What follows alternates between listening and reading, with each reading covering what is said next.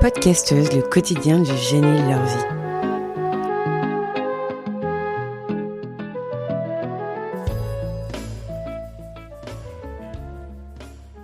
Chantal, c'est vraiment une artiste passionnée de loisirs créatifs et de dessin scientifique.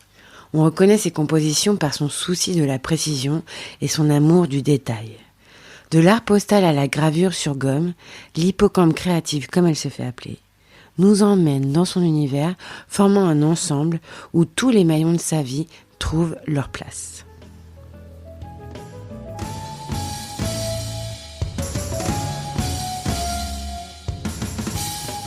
Alors je dis souvent que j'ai un profil artistique. Et alors quand on me demande ce que je fais comme travail, je dis que je suis bibliothécaire avec un profil artistique. Voilà. Parce que mes activités artistiques prennent beaucoup de place. De plus en plus, on me dit que je suis une artiste. Donc Est-ce que tu t'étais imaginée comme ça quand tu étais petite ? Non, vraiment jamais. J'ai toujours adoré le papier, le dessin, mais je m'imaginais maîtresse. Bon, c'était pas très... À l'époque, beaucoup de petites filles voulaient être maîtresses. Ouais. Bon, je me souviens d'un vieil agenda, un agenda périmé que m'avaient donné mes parents. Parce que tous les soirs, mes parents me mettaient devant des chiffres et des lettres. Et du coup, j'avais appris à écrire les lettres et à dessiner. Et pour moi, l'écriture, ça a toujours été du dessin. Et donc, je griffonnais un peu partout. Et oui, en fait, l'écriture, dès le départ, c'était du dessin. Et je pense que ma première passion, c'était vraiment le papier, le toucher, l'odeur, les sons aussi. Le son par exemple, le papier de cristal qu'on froisse. J'adore le bruit. Il a fallu qu'il se passe un truc, ce que j'appelle un tsunami dans ma vie, pour que je m'inscrive à un atelier de dessin, un atelier du soir, un atelier municipal.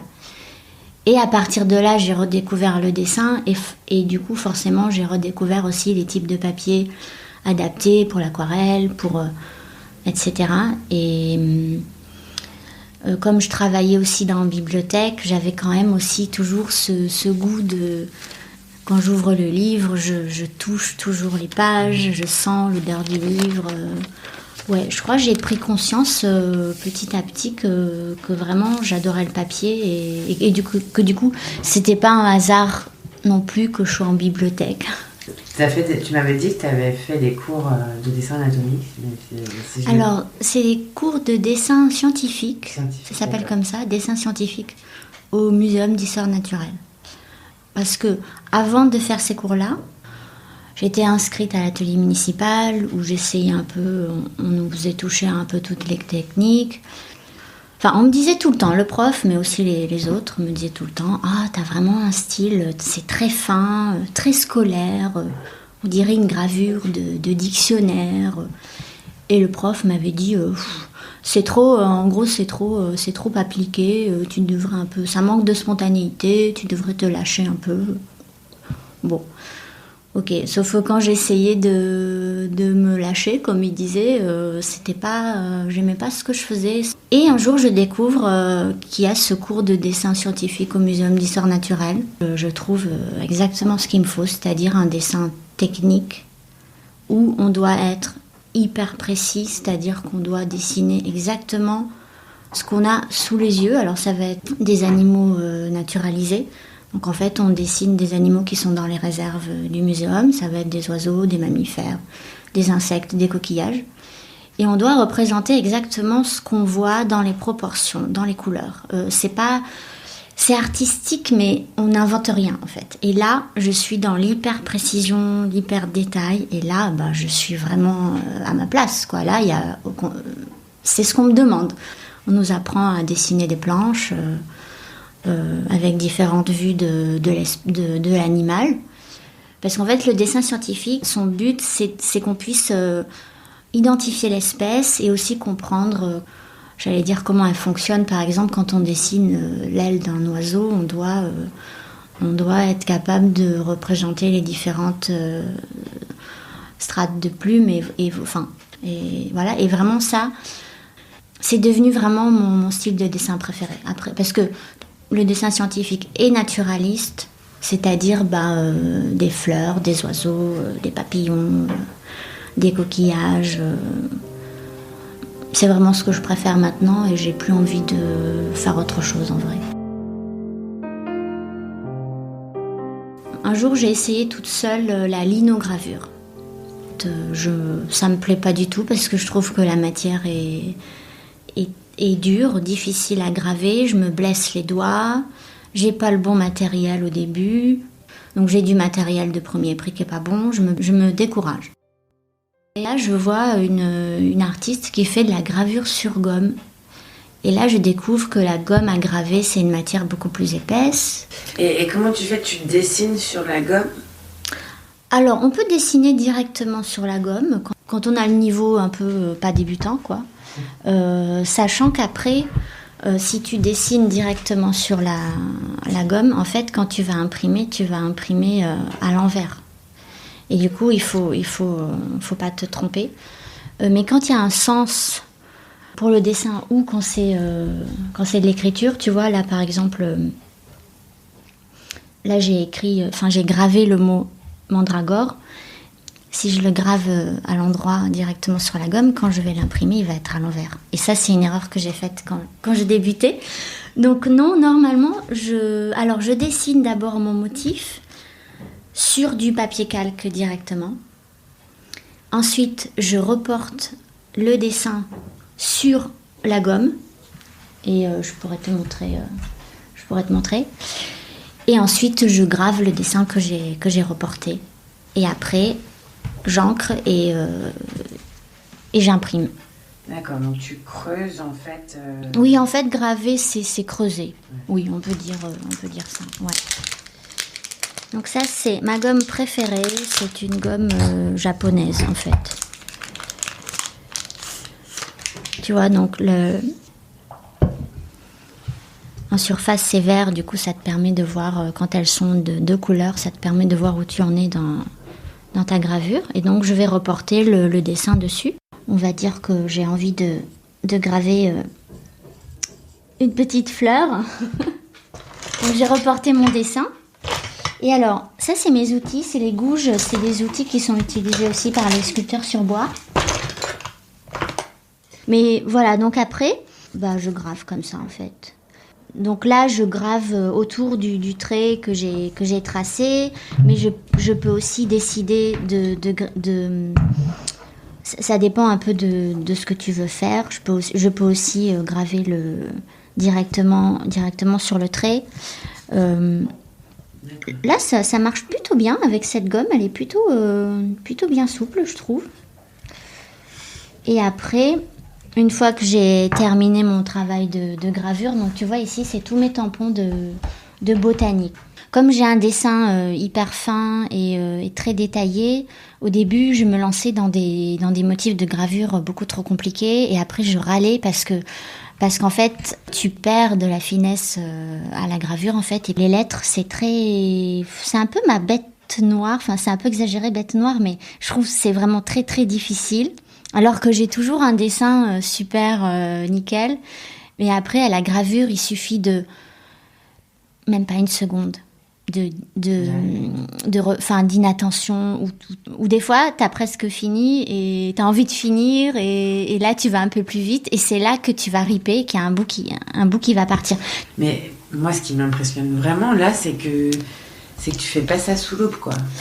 Alors, et tu gagnerais pas Si, mais pour l'instant je sais pas comment je pourrais m'équiper pour avoir la loupe. Ouais, c'est certainement possible, mais... Et une bonne lumière, j'imagine, oui. C'est important. Par expérience, je sais qu'il vaut mieux pas graver le soir. Ouais. En vrai, c'est un peu comme le dessin. Il n'y a rien qui remplace la lumière du jour, vraiment. Chaque fois que j'ai fait des trucs le soir, après j'ai regretté parce que c'était pas fin comme j'aime. Là, c'est la bonne heure, par exemple. Début d'après-midi aussi. Donc du coup maintenant ce que je fais c'est que le soir par contre je peux dessiner à la lumière de la lampe, je peux dessiner mes motifs mais les graver plutôt le matin et plutôt Plutôt quand je suis pas fatiguée aussi. Parce que comme c'est des gestes hyper précis, quand t'es fatiguée ou que t'es pas très bien, je sais pas, il y a un truc qui va pas. Et donc quand j'ai des commandes, je fais bien attention à m'y mettre quand vraiment je suis en forme pour le faire.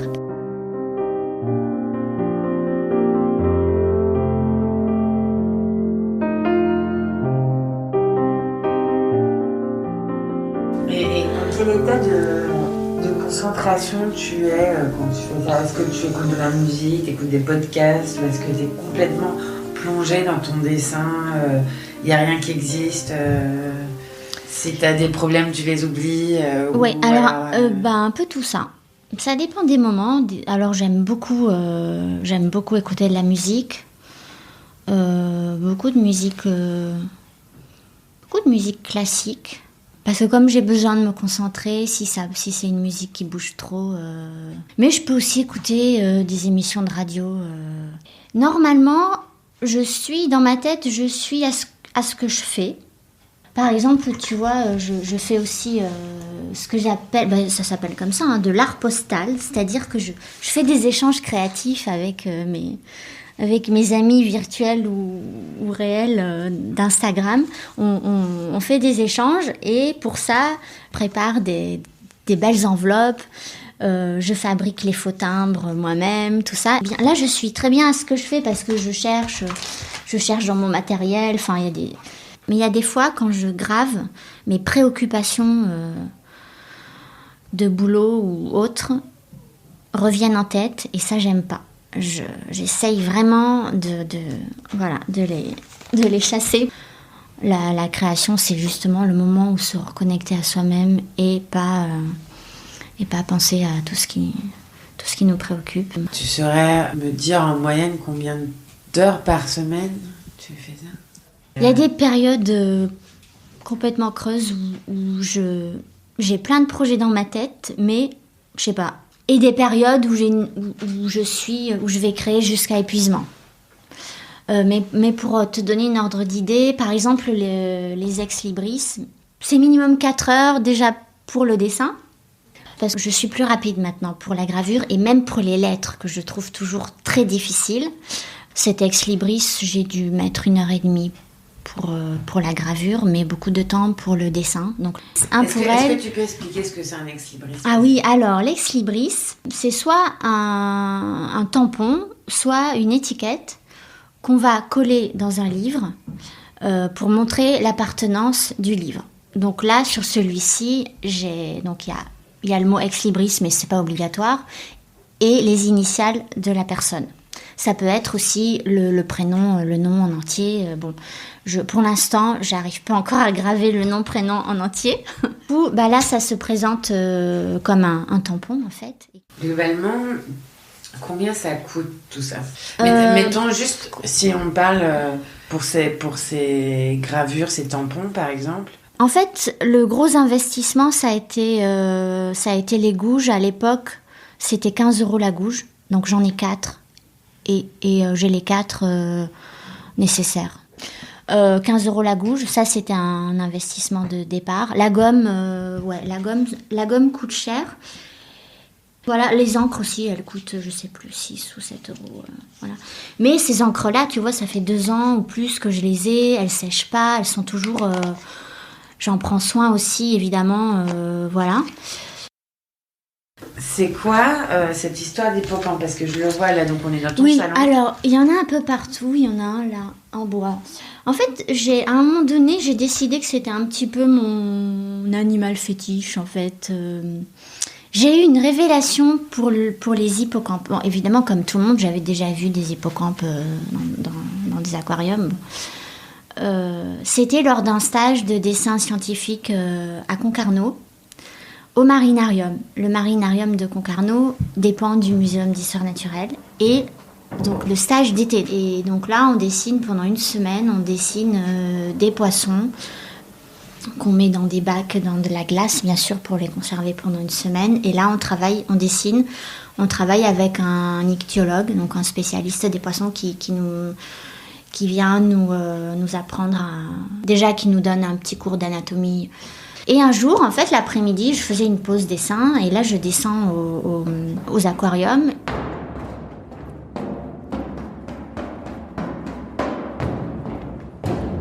Je tombe amoureuse, en fait, de ce poisson parce qu'il est tellement... C'était la première fois que j'observais vraiment l'hippocampe. Sa manière, sa lenteur, déjà, ça me correspond tellement bien parce que je suis quelqu'un de très lent en général. Et c'est pour ça aussi que le dessin scientifique me convient bien parce que c'est des activités que tu peux pas faire si t'as pas la patience, si tu veux avoir un résultat rapide tout de suite, si tu tiens pas en place. J'admire sa grâce, sa poésie, la manière dont il s'enroule dans les herbiers, tout ça. J'ai dessiné un hippocampe fossilisé au feutre fin, qui est au petit point en fait, qui est une des techniques du dessin scientifique. Et à partir de là, j'ai continué à me passionner pour les hippocampes. Quand j'ai cherché un nom pour ma page Instagram, j'ai eu plusieurs noms et finalement je me suis arrêtée à l'hippocampe créatif parce que je trouvais ça joli. Là par exemple, il y a l'hippocampe, c'est un faux timbre que j'ai parce que je fabrique moi-même mes faux timbres parce que j'adore ça aussi. Et là j'ai récupéré dans une boîte à livres un vieux dictionnaire. Et là je découpe en fait toutes les images qui me plaisent. Donc là il y avait l'hippocampe, les fougères parce que j'ai aussi une passion pour les fougères. Et donc là j'ai découpé. Ensuite j'ai les ciseaux crantés pour. Je colle l'image sur un papier de couleur. Et ensuite j'ai les ciseaux crantés pour donner la forme du timbre, tu vois. Et donc. Donc sali, collage, tampon, gravure. Oui, parce que du coup, alors là j'ai pas tamponné derrière, mais là oui, tu vois. J'ai fait une petite illustration avec le symbole de l'enveloppe. Pendant toujours le premier confinement, j'ai commencé à faire des échanges créatifs avec des personnes que je ne connaissais pas. Et en fait, ça a très bien marché et je continue. Donc ça, c'est les courriers que je suis en train de préparer moi. Et ça, c'est des courriers que j'ai reçus hier soir. Ça, c'est le dernier que j'ai reçu hier. Et tu vois, c'est quand même trop génial d'avoir des enveloppes comme ça, magnifiques, dans sa boîte à lettres. Ce jour-là, en plus, c'était un jour où j'étais rentrée du boulot, j'étais pas très en forme et tout. Et tu rentres, tu trouves ça dans ta boîte à lettres, c'est quand même trop beau. Et du coup, ça c'est pareil. C'est un plaisir un peu enfantin où tu ouvres l'enveloppe. Et donc là, il y a le papier de soie. Mais c'est le plaisir de découvrir... de découvrir les petites surprises, en fait. Et donc, c'est de la papeterie et c'est que des choses qui ont été faites par quelqu'un. Que des créations maison, tu vois. Et c'est trop beau, en plus. Et je dois à la fois répondre à des personnes qui m'ont écrit... Et à la fois, j'ai envie d'écrire à des amis qui sont en province, en fait. Et alors, soit je me dis, ah tiens, ça c'est pour telle personne, je mets de côté. Donc, quand je suis organisée, je prépare l'enveloppe. Et j'ai les enveloppes qui sont toujours à portée de main, avec les noms. Et du coup, ah tiens, ça c'est pour elle, ah tiens, ça c'est pour lui. Voilà. Je me réserve vraiment des temps. Alors, ça va être le week-end, ça va être... j'ai une énergie créative qui est quand même énorme. C'est minimum 4 heures et après je peux aller jusqu'à 7 heures d'affilée, tu vois. Et des fois je vais jusqu'à épuisement. Au bout d'un moment je me dis bon là quand même. Jusqu'à oublier de manger. Ouais, oui. D'accord. Il y a des moments en fait j'ai une énergie incroyable et puis alors j'ai des tonnes de projets dans ma tête. Je t'ai pas montré les cartes pop-up. Voilà. Ça, c'est un projet pour 2024. Mais du coup, j'ai énormément de trucs dans ma tête mais en vrai, il me manque, maintenant que j'ai repris le travail à temps plein, il me manque le temps. J'ai plus le mercredi, tu vois. C'est vrai que je crée beaucoup toute seule ici. Mais c'est quand même sympa aussi de partager, quoi. Parce que quand on est plusieurs, on se motive ensemble et tout. Ouais. Le travail des autres peut influencer toi, ta créativité aussi. Oui, parce qu'on apprend toujours avec les autres, en fait, parce qu'on a tous, même si on pratique la même activité, on a tous des techniques un peu, ou des outils différents. Je sais qu'en dessin, j'ai beaucoup appris au contact des autres, peut-être même plus qu'avec certains profs, en vrai. Parce qu'on s'échange des outils, et aussi, on est toujours plus bienveillant pour ce que font les autres, je trouve. On est très critique sur soi. Et avoir un regard extérieur sur ce qu'on fait, ça, c'est chouette. Et ouais, j'aime beaucoup c'est important, je trouve, de partager, et surtout à notre époque. Ok, bon. Eh ben, merci beaucoup. Merci beaucoup.